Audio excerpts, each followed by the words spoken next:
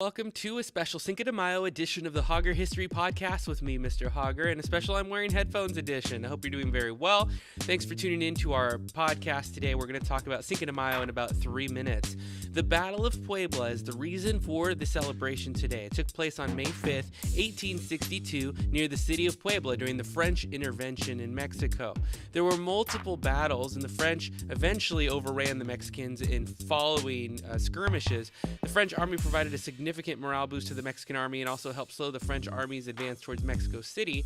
There were 12,000 soldiers in the war, 8,000 French, 4,000 Mexicans. 462 French soldiers died in combat, while only 83 Mexican soldiers suffered that fate on that day. This was a victory, a Mexican victory that's celebrated annually on the 5th of May.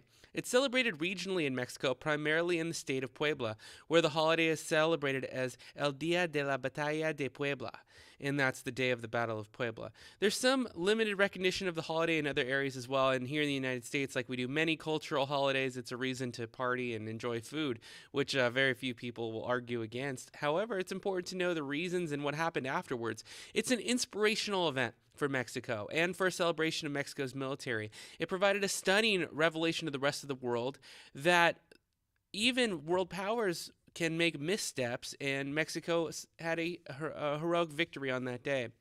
Although they were slowed by their loss, the French forces retreated, they regrouped, and they invaded continually under Napoleon III. Additional troops were sent, and the French were eventually victorious, which you might not have known as well. But it doesn't diminish the sense of accomplishment from this historic day in history. All right, so I hope you learned something in a very quick minute and a half. If you want to follow us, we have editions for 6th through 8th grade social studies on haugerhistory.podbean.com.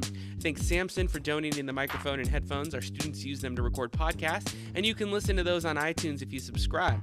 We thank you for listening. If you have an episode request, you can send it to us on Twitter at Hauger History. That's Hauger, and we're going to be producing over 50 episodes in the next school year as well, so make sure you stay tuned here all year long, and we hope you'll learn something in addition to study guides and study aids. Feliz Cinco de Mayo, everybody, and we'll see you on the next edition of the Hauger History Podcast.